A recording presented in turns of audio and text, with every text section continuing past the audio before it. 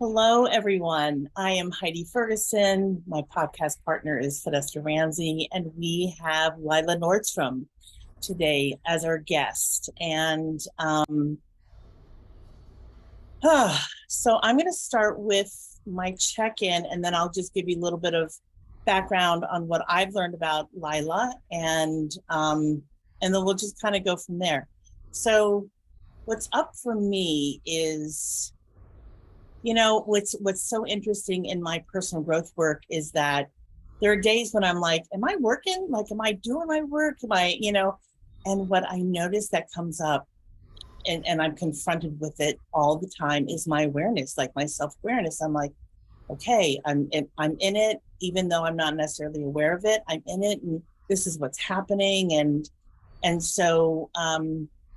then managing that, right? Like just navigating the ins and outs of the self-awareness, because sometimes it feels overwhelming to be really self-aware, and I wouldn't trade it for anything in the world. I'm glad that I'm self-aware. And I would say that for me, a lot of responsibility comes with that, and I take it very seriously. Um, yeah, so that's, I think, where I'm going to start and stop with my check-in. And I'm just going to give you a little bit of what I've learned about Lila on IG. So she's an author. Are you a new author?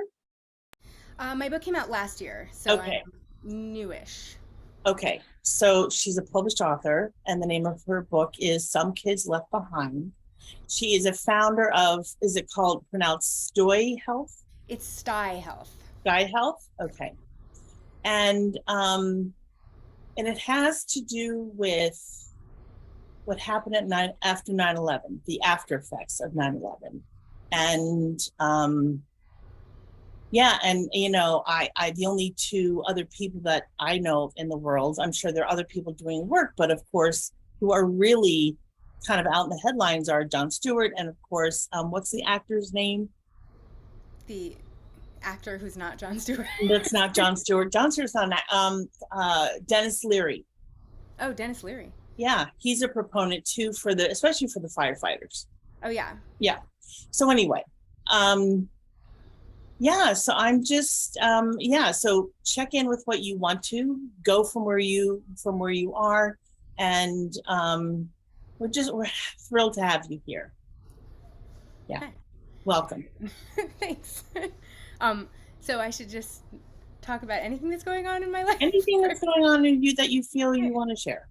um, yeah, I'm, you know, I'm a writer who just sort of ended up on this advocacy journey because I was a student after 9/11 downtown, and so I kind of noticed this gap in the advocacy community when it came to young people specifically, and just kind of jumped in. I'd started doing it in about 2006, and it's just sort of been a thing that I've done as I live in LA. I like went and have a whole sort of like other career, but I just sort of like kept at this work the whole time. And I think right now what I'm sort of transitioning it into is some broader health advocacy around how we engage with the public health infrastructure, what kind of public health guidance we get, and how we can better serve people with our public health guidance.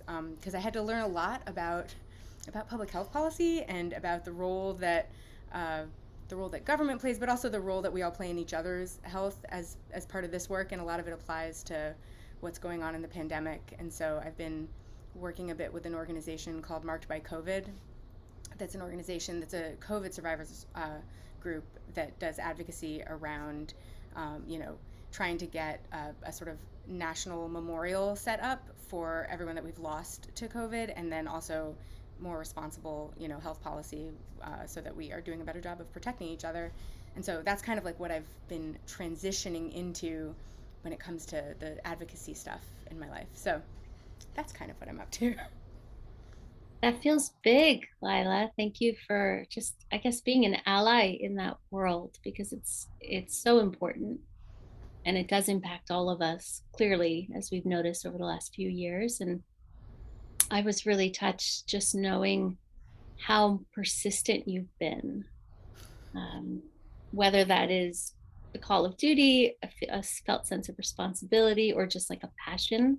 I wasn't sure, but it was like, wow, like takes tenacity to stay with. When I hear public policy, I'm like, right. So like it feels to me like a great deal of drive or purpose to stay on top of that. I think also this kind of thing is sort of like what we have instead of religion in my family. So my entire family sort of operates with a real sense of civic responsibility that I think I was just sort of raised with.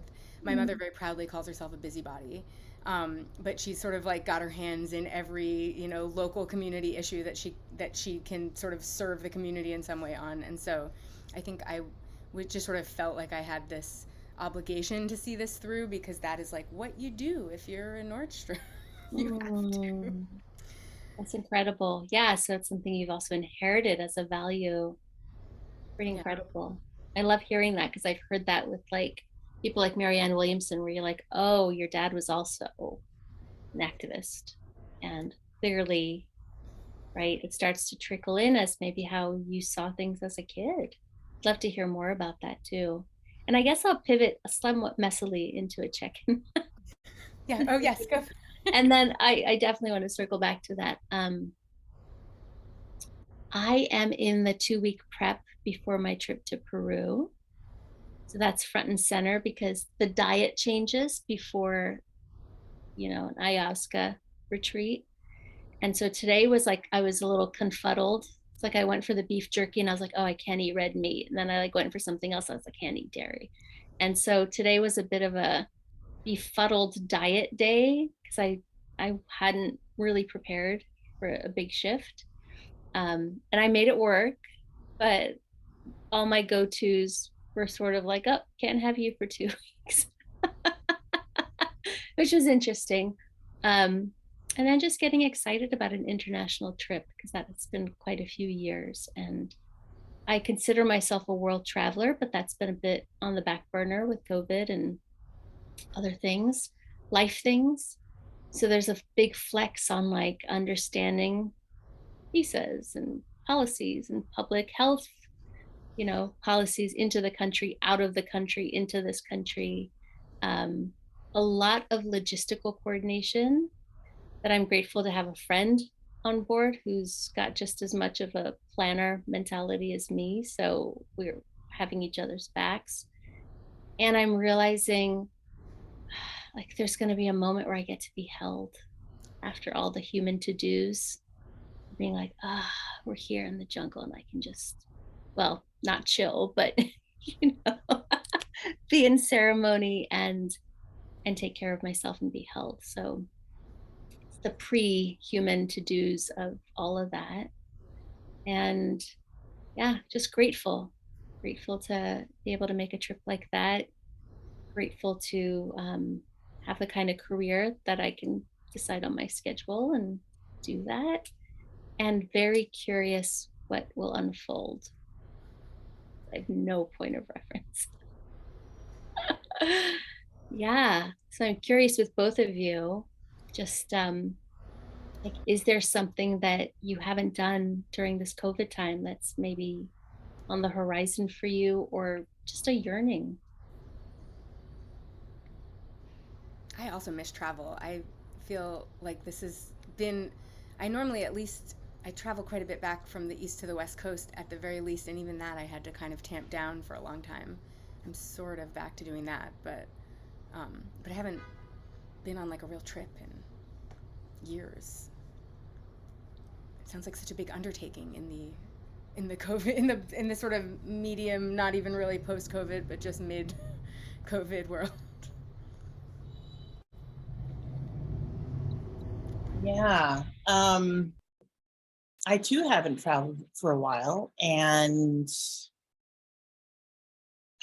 you know, I threw my coins in the fountain, as one does when they're in Italy, in the Trevi Fountain. And so, even though that was, oh my God, 25 years ago, I did that with the intention of someday going back. And so in the last, I would say 6 months, it's been on my mind a little bit more. I'm like, oh, I definitely want to. And I travel really well solo. So I think that I would like to do that again. I think so. I'm like, do I really want to do that? Anyway, so that's another little bit of a conundrum. I'm like considering, do I want to travel solo?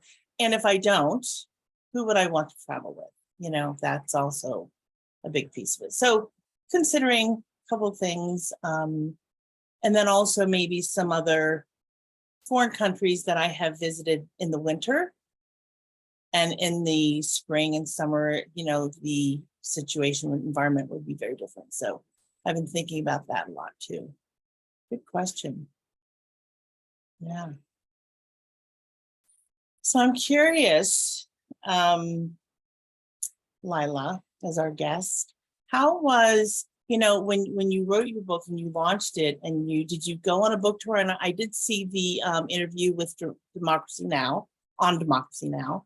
And because, you know, some of us dream of writing books, and I'm like, so what would that be like if it hit something and then I'd have to do a book? Like, what is that like? Just the experience of it. I don't think I got a great taste of what it would be like in the before times, because I was sort of doing it in this very transitional moment, and so I didn't really get to do events the way that I expected to, because when I started writing the book, obviously I was expecting it to have a much more traditional release, where like maybe I would go to like bookstores or libraries and speak to the people about these issues, and instead I found myself doing Zoom events and a lot more press.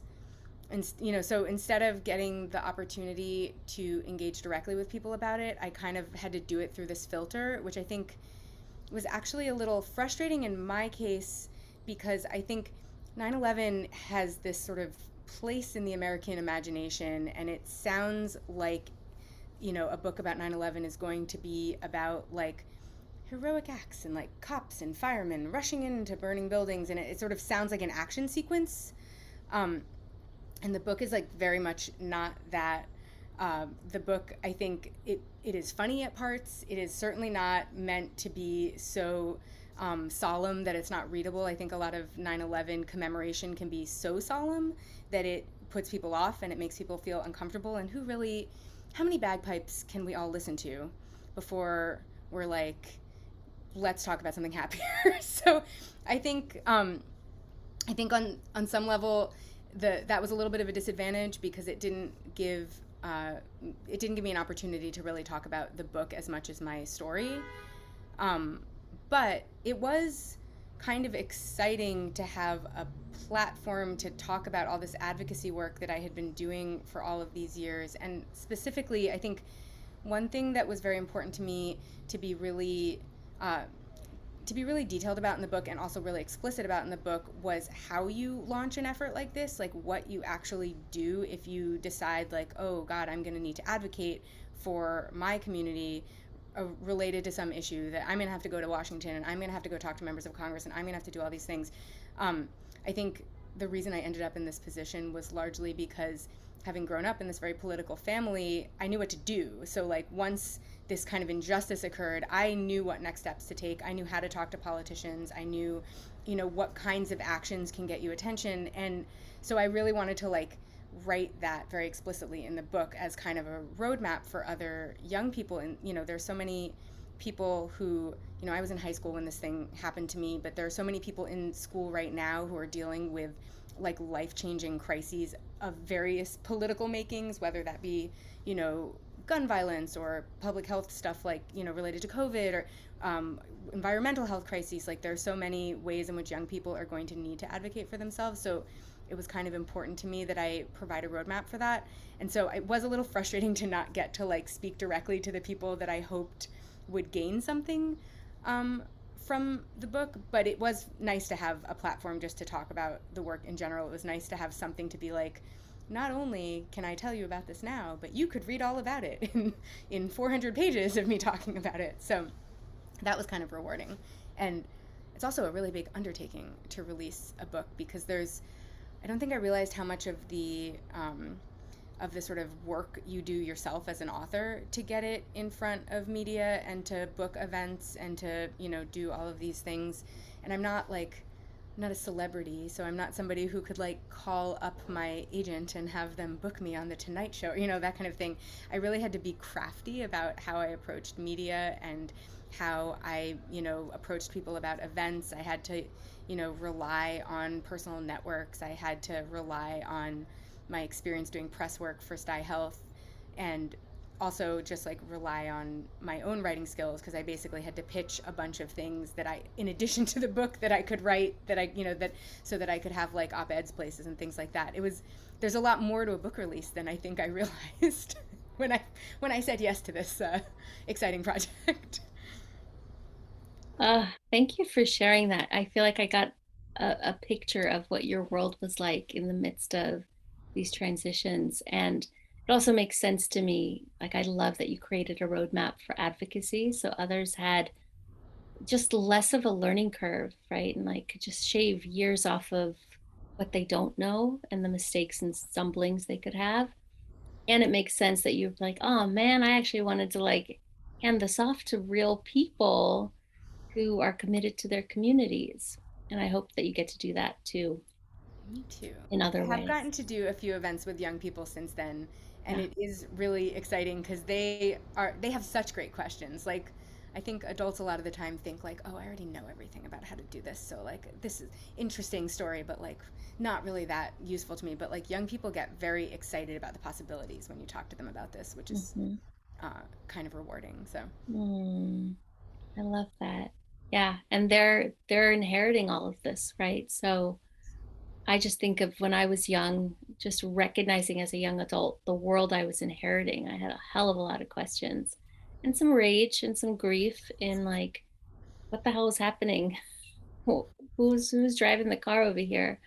And I imagine with all that energy and passion as a young person, such a great way to channel all of those emotions, put it into action and to see change in your community. And yeah, I think of when I worked in politics, and we'd go around to certain communities and they'd be like, oh man, we need to have a baseball team or a softball team, or, you know, people would sort of complain about what wasn't there. And the legislators would be like, are you open to coaching that team? Right, just really putting it back on the, like, great, you have an idea, but are you going to actively participate in creating this for your community? That was one of the coolest things, instead of just promising it all as leadership, to really engage them in, like, are you emotionally invested in this enough to every Tuesday at 4, you know, coach a group of kids because you want baseball in your community? Like, otherwise, what are we doing here? Right? If we can't show up for that. And I love that you have this it's lighting me up, this kind of civic minded concept of like, yeah, we can be problem aware or we can be solution aware. And I think we each have unique gifts that can bring some solutions forward. Heidi, how about you? Anything landing for you? Well, I have a question for Lila, but I also wanted to just comment on how I am also appreciating that you were, able to, share information that you had on how to do like advocating for younger people. And I'm just reminded of when we started our podcast, we had no idea what we were doing. We just kind of, Fidesz and I were literally having conversations, private conversations, and and I was like, I think these conversations are worthy enough to maybe turn into a podcast. And we didn't, and all we did was start recording it. That's the only difference. And so, when I hear people, or, how do I start this? How do I start this? I would say that there's something kind of blissful in the ignorance of just not knowing, right? And kind of figuring it out on your own. And so I would say for myself, the biggest problem I've had is lighting, like just because I noticed that I look pink. I'm like, how can I not look pink? But anyway, it is what it is. And so, yeah, like just problem solving and navigating and figuring it out. But if we can have some resources That's always, really lovely. So I wanted to ask you, Lila, so as you've been doing this work and, and I don't even know how long you've been doing it for, but have you met, besides John Stewart and Dennis Leary, have you met other people who are doing similar work or, you know, something connect like as a connector to you? Are you like your community of these people? I would just kind of love to hear about a couple of them if you wouldn't mind sharing that. Yeah, sure.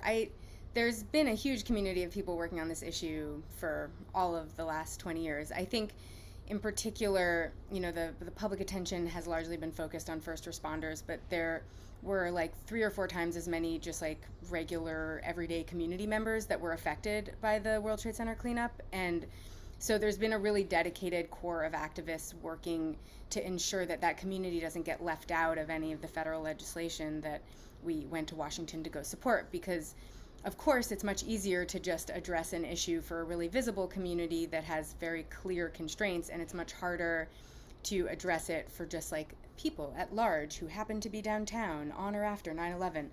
And so there's a huge community of people that work with kind of different pieces of that community. So the reason that I got involved was because one of the voices that was missing in that chorus of voices was a voice for young people, but specifically young people who weren't residents of the neighborhood. So there were, about between the colleges and the elementary schools and the high schools, there were like 50,000 kids going to school in the exposure zone.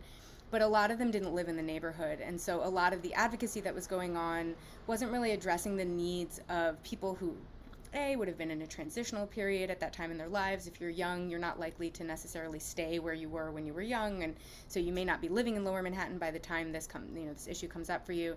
But then also a lot of us were just commuting to school, and I mean I didn't grow up in that part of Lower Manhattan. A lot of us were commuting to school during that period and didn't really need to be there, and so I felt like there needed to be a voice that addressed those specific people. But we were able to do that in conjunction with a much larger community of activists that included, there were some nonprofits, there were just some community activists who formed their own nonprofit. There's one nonprofit in particular that's called 9/11 Environmental Action that really has helped support Steihelt's work in very specific ways. They pulled us into their federal grants. They've made sure that when they did events, we were included in those events. They've, made sure that anything that they go out and do when it comes to outreach work, that we're given the opportunity to do it as well. And they also make sure to direct people to us if young people come to them with concerns that are specific to the, experience of being young and not a resident of Lower Manhattan. And so that's been a really critical part of the work. I mean, you really can't do work like this by yourself ever. And I think also when you're part of a community that's not the most visibly affected community after a crisis, you especially lean on the other members of that community to make sure that you're not sort of the sole voice speaking for, this sort of like forgotten majority.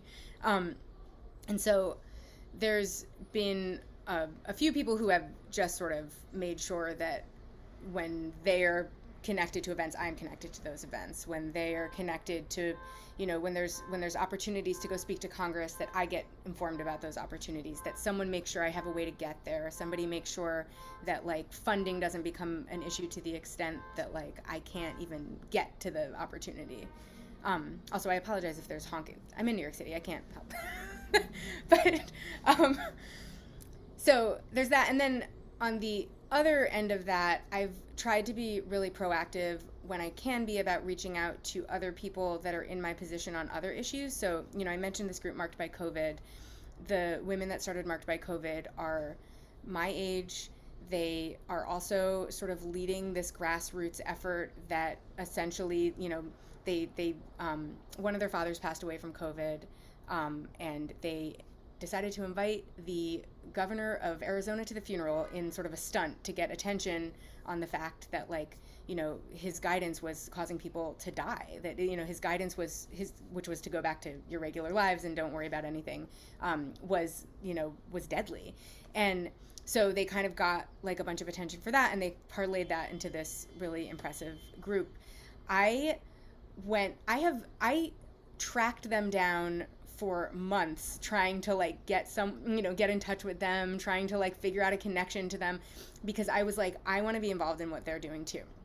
So when I've seen people who are working on issues that I think are kind of parallel issues to mine, and also issues that I think would benefit from the experience of somebody who has kind of already gone through the federal legislative process, somebody who, you know, has been working on a similar issue for the last 20 years, I try to go out of my way to contact them, so that I feel really like I feel like it's my responsibility to pay some of this experience forward personally as well. I don't think it's enough to just like write a book, but when I see groups that I think like, oh, they specifically could benefit from my experience, or specifically, you know, I could be an asset to them in some way, I always try to just volunteer myself for that, because I think that's kind of your responsibility once you gain the wisdom. Like, it feels like you should also then share it.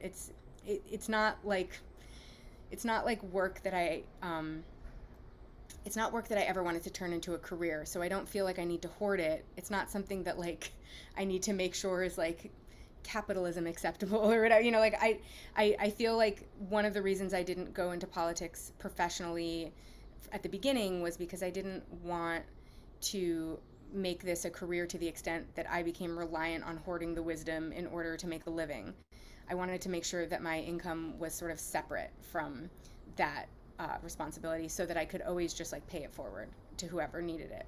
And so I've tried to be really responsible about that, and I have fortunately not had to rely on this work for my like main source of income, so that I could always do that. I'm always trying to find the unmute button over here. Wow. I appreciate that about you, because there is something really, that intrinsic motivation to say, you know what, I figured this out, let me help others, is huge. I mean, may we all do that in our own way, just to, again, shave that learning curve, shave that time off for people. And then when you get to be an asset for them, whether that's as a mentor, as an ally, or as like another voice, right?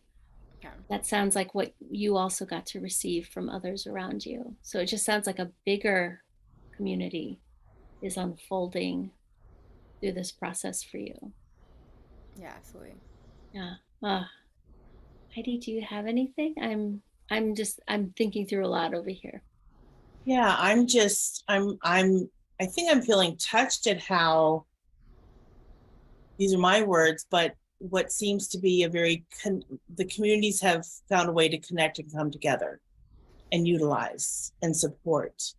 And I think that's a really beautiful thing. And I, yeah, just the tentacle effect, and how really the ripple effect, and how what we do for ourselves or we do for one person, how that manifests in the world. It's probably, I mean, yeah, I'm guessing it was like when you started this, you could not have imagined the growth and how wide it would spread, right? Yeah, beautiful. So I was, when I learned about, you were in high school when this happened, right? And I will say, I'm just going off of the interview that I heard, and you were sharing that that neighborhood where your school was had not opened up. Right. But yet you and your fellow students were allowed to go back to school. Yeah.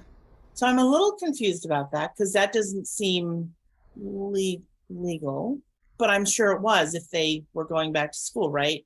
So I'm curious, like, how is it that the school was allowed to be open, and maybe other schools in that neighborhood were also open? I don't know. when in fact the rest of the neighborhood was not open, and for how long? So I think in thinking about this, it's helpful to think about the kinds of rhetoric that we've heard justifying schools reopening as quickly as possible in the aftermath of all the lockdowns from COVID.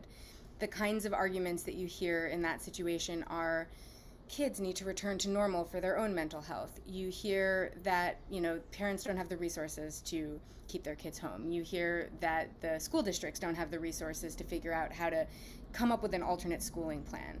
And those were all identical to what was being said about us in the immediate aftermath of 9/11. And then the other thing that you hear is how, the economy is just going to completely fall apart if we don't get people back into their offices, get people back into the, get Wall Street back on its feet, get all of the people who kind of like keep the economy moving back to work. And opening schools is a part of doing that. It's, it's sort of critical to making sure that people are able to go back to work.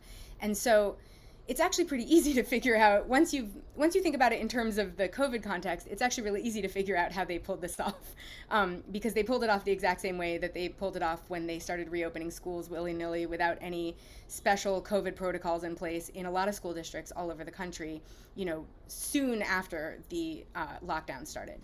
And I think in our case, there was sort of the additional, and I mean, I guess this is also in the case of COVID, where there was this sort of additional confusion of this being such an unprecedented situation that there actually wasn't really protocol for what to do. There was protocol, there should have been protocol for what to do, but it wasn't, what was going to happen to us in the long term wasn't even like yet in anyone's imagination, because we were so shocked that something crazy had happened in the short term, and it didn't seem like, there was any way to even think our way out of that conundrum. And so, we were part of a big PR effort that got launched to get people back to their offices. That's really what it comes down to. My high school and all of Lower Manhattan are very close to Wall Street. They're very close to the sort of bellwether of whether the economy exists or not, functions or not, is doing well or not. And so there was a huge amount of pressure to get Wall Street back, because there were major concerns that there was going to be a huge recession because the World Trade Center had basically like fallen on the stock market. And so without really taking time to assess what the damage was, there was already like a PR machine ready to reopen Wall Street. And one of the ways in which they decided that they would encourage people to get back to their offices, because keep in mind, like, we're talking about a neighborhood where you can still see the smoke and dust, and where it smells like, it smells like you should not be breathing in the air. It smells like a weird chemical fire that you've never smelled before. And, we're talking about a time where not only is the site of the World Trade Center still on fire, but will be on fire for the next 4 months. So we're not talking about a time where we're on the edge of getting things cleaned up. We're very early in the cleanup process. And instead of sort of thinking about how to safely conduct that process, a lot of the focus was instead on what do we tell the rest of the country about the economy? What's the story here? Who won? Who lost? And is the American economy, is the headline that the American economy is going to be resilient to this kind of thing? And what better way to telegraph that it's safe to go back into an area than to send a bunch of students back into that area, to send children back in? And more, I think, importantly, and the reason that my school in particular became kind of the center of this conversation is it's a specialized high school. It's a high school that, you have to take this big standardized test to get into. It's a gifted and talented program, basically.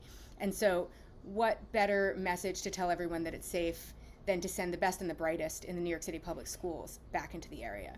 And so we were really pretty brazenly used in a PR effort. And when I say that, I always feel like I sound like I'm talking conspiracy theories. But this is pretty well documented. This is not like a controversial take. This is like a well-known and well-understood piece of the 9/11 story. So I just want to, that's my my caution about how to receive that information. I think it always sounds like I'm just like, spitballing conspiracy theories. But this is, in New York City, a well-understood take and well-acknowledged take about what happened. And so, we were sent back largely to walk back in front of cameras. And the reason that the neighborhood wasn't open yet was because people's apartments had been coated in this very dangerous dust, and they had not been given guidance about how to clean them yet. And so the buildings in the surrounding area were not safe to inhabit. People were still living in them, and people did end up cleaning up their own apartments. That guidance also got lost in the mail somehow. But but it was actually fairly easy to send everyone back, and startlingly easy when you think about it, given what we now know about how dangerous it was downtown. And I think, I've kind of watched the last couple of years unfold in horror a little bit, because I I know exactly how easy it is to make those arguments in the short term and to not think about the long term consequences. I know how easy it is to say, I mean, there was an article very soon after we returned that was in the New York Times, the paper of record, about how long the lines at the nurse's office were at Stuyvesant High School. And so kids were not even getting in to see the nurse. They would be missing class. It was like an 80-person waiting list. I mean, it was a huge problem.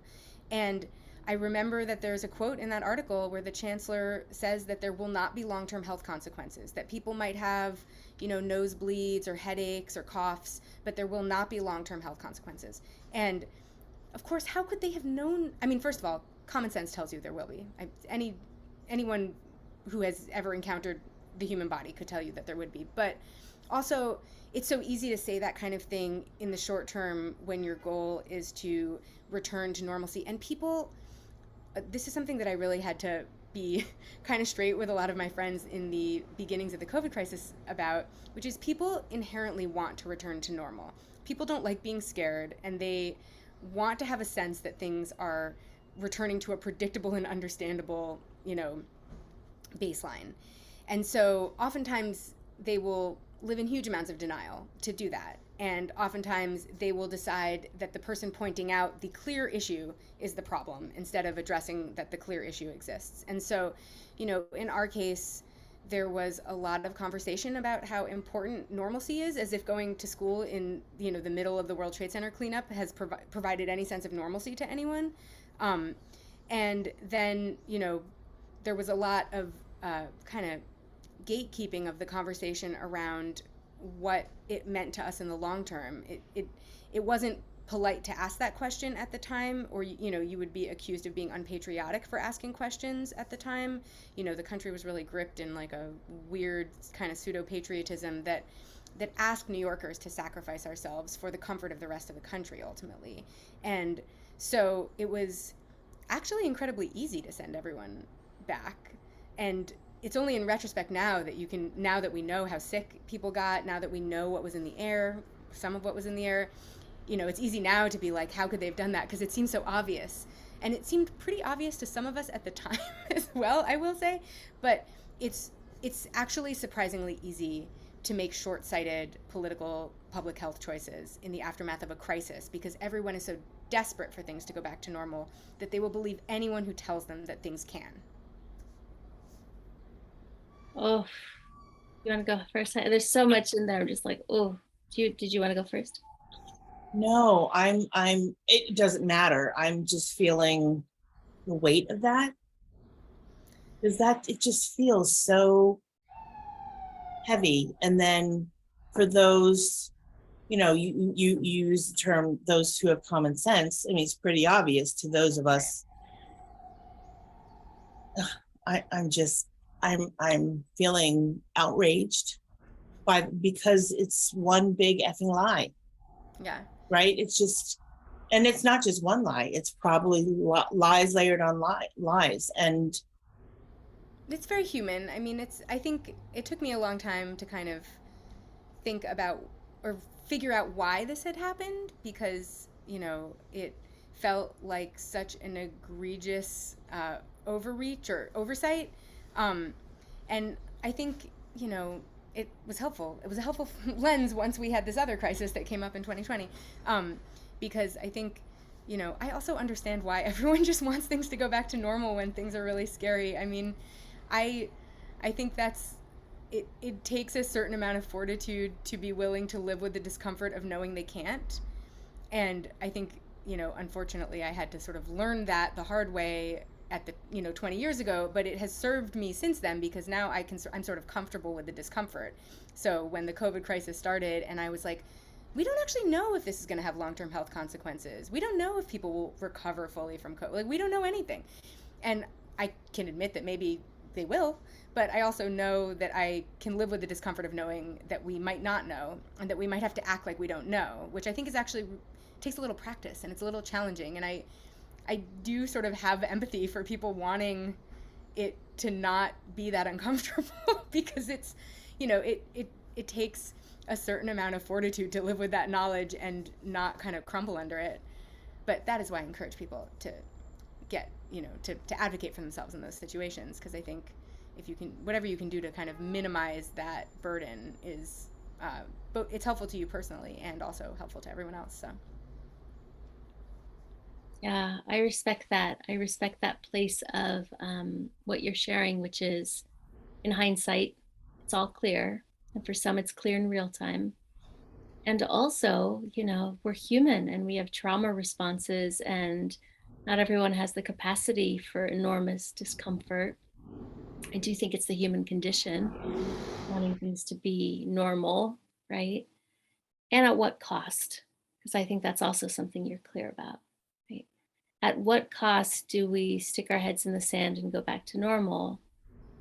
And have we learned enough from that? Or is it this place where our government will continue to, use its pawns for propaganda? Because I'm also hearing that piece, right? How easy it is to spin some propaganda and get everyone on board. And I don't know, I've never been in that seat of leadership. Is it like, hey, this is for the greatest good, we're going to get the whole country back into morale, and we're going to sacrifice people? That's a really hard thing for me to hold, but I'm not in that kind of a position to be making those decisions. The other piece that I don't think we've touched on and I'm curious about is just when you painted that picture of going back to school in front of press cameras and fires still burning, the word trauma comes up for me. Really?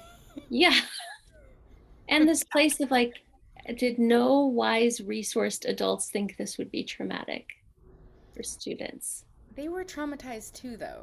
Mm-hmm. I think also, I now, I'm now so much older than so many of my teachers and even administrators were on that day. And I'm only 38. I'm not that old, but so many of the teachers that were so critical in that period to me, to helped me hold it together, were like 25 on 9/11. They were not even adults themselves, really. Mm-hmm. And so I think the other thing that has been helpful to keep in mind for me, not because I think it forgives anything or because I think that I owe my forgiveness to any of the people who put me in this situation, because I don't think that I do. I do, however, recognize that adults also get scared in a crisis. I think that, we sort of imagine that there's some wisdom that comes with adulthood that prevents you from making ludicrous decisions in the face of just abject fear, and there is not. And so the adults that put us in this situation were also afraid, and they were also in uncharted territory, and they also didn't know what they were doing. And I would hope in a situation like that the adults in charge would have the wisdom to know what they don't know. And I don't actually think that many people do. So I think, that there is certainly something that we can learn about what appropriate leadership looks like in a situation like that from this crisis. And I don't know that we have learned that, but we could learn something if we wanted to. But I also recognize that they were also freaking out. There was no one in the situation who had any handle on the situation. It was, it was anarchy basically. And I also think that because of that, there are people who really in an uncharted territory like that, there are people who really want desperately to go back to have rules, to have sort of a black and white understanding of what's going on. And I don't think that that's actually a helpful way to approach a crisis. And so I think a lot of the people that were in charge at the time were not even really equipped to understand how big the decisions they were making were, and and also were not equipped to think creatively about what to do.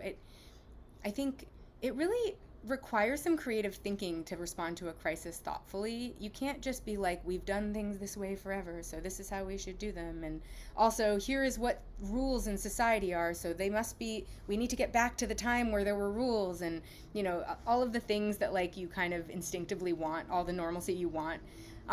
You have to kind of be willing to be like, but maybe our priorities are different than they were yesterday, and maybe our policy could look different than it did yesterday, and maybe the world changed overnight, and we should agree to that. I agree that that's the kind of situation. I think maybe the most helpful thing that I ever did in regards to like sort of understanding this problem was actually taking an improv class, which I hated. I am terrible at improv.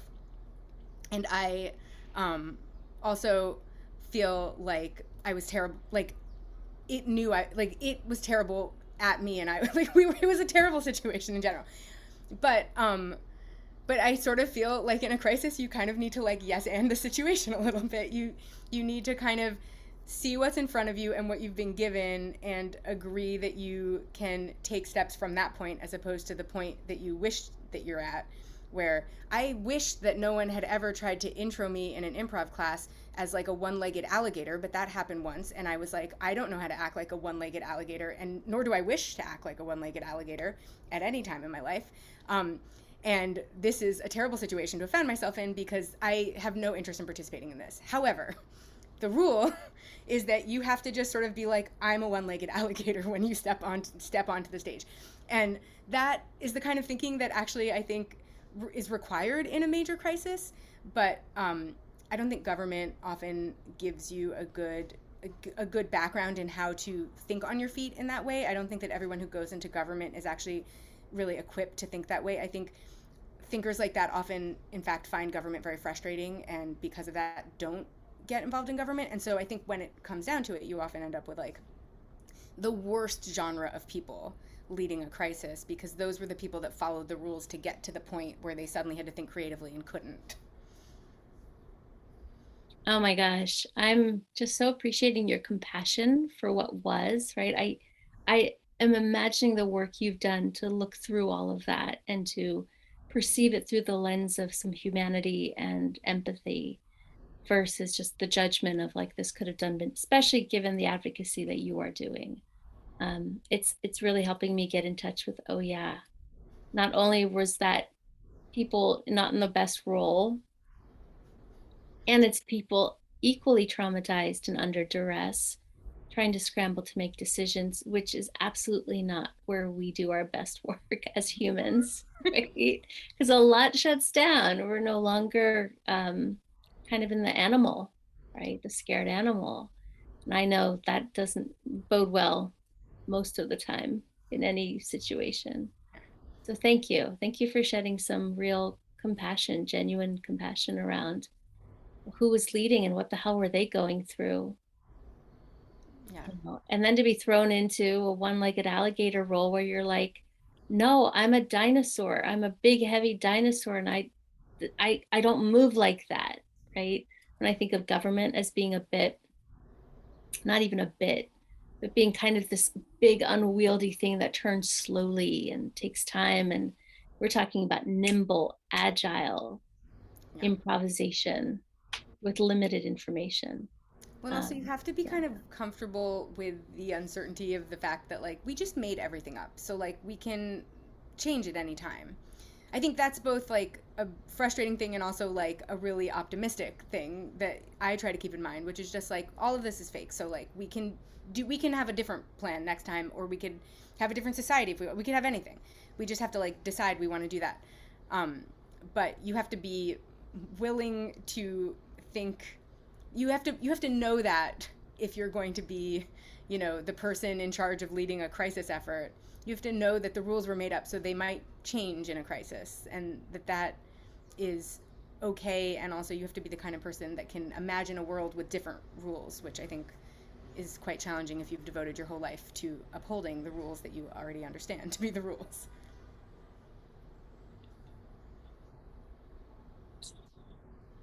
So I'm looking at the time, wanting to be respectful for everyone's time. And I have a mother who's waiting. I'm visiting my mother and she's patiently waiting so we can go to dinner. So anyway, I'm going to pivot to our chat pack question. And given that Halloween is what, 2.5 weeks away, I thought I would ask a Halloween question, which is, what was your favorite, like ever favorite costume that you've worn? Made, homemade, store-bought, doesn't matter. Oh, when I was 5, my mother made me a Rainbow Bright costume that I loved. It was my most elaborate, probably only elaborate Halloween costume ever. And I think that that was probably the last year that I really went all out for Halloween, but it was a pretty spectacular costume, I will say. Oh, I love that. I love that. So in my 20s, I was working a retail job and we dressed up and I was a bunch of grapes, purple grapes. And that was before the time that they actually had like a lot of colored balloons. So you know what I did? I took a purple marker, and I colored, I don't even know how many white balloons purple. It was a lot of work, but it was a lot of fun. It was very hard to move. I couldn't sit down, but what about you, Miss Fedesta? Wow, I've never had anything that elaborate. I think it was making these like bright ass blue glittery hot pants, like bell bottoms in sewing class. And I think the defiance of like, I used the serger, which I was like, this is great. It cuts and it sews at the same time. Why am I sitting over at the sewing machine? So there was just defiance as I was creating. And it was like, bell bottoms, clogs, tie-dye t-shirt, bandana kind of a look. But it was because I was 12 and I was being told I couldn't go trick-or-treating anymore. Like somehow I'm now too old. And I didn't, as a kid, I still felt like a kid. So my cousin and I just defiantly went trick-or-treating, to the chagrin of some people who were like, they give you the little stink eye when you open the door. And some people were like, oh, how cute are you guys? But it was that cusp of transition. And more than like the costume, it was like, this is a pretty pivotal time. And I could tell, I knew it at that age that something was happening. That's the most memorable costume and Halloween for me. Yeah, thanks for the fun question. And thank you, Lila, for sharing beyond like my wildest imaginings. I knew there was the stuff that you had worked through and advocated for, but you really have given us a sense of what all the pieces were and what was happening for real humans in a real crisis. And that softens my heart a lot towards those who, I don't feel made the best decisions for, Yeah. for New Yorkers. Yeah. Thank you, Lila. Thank you, Fedesta. Yeah. And our audience who is watching or might be watching later, thank you for joining us. Hit subscribe, like us, give us all the love, ask a question, put in a comment. We welcome it all. And we will see you next time. Thanks, everyone. Thanks.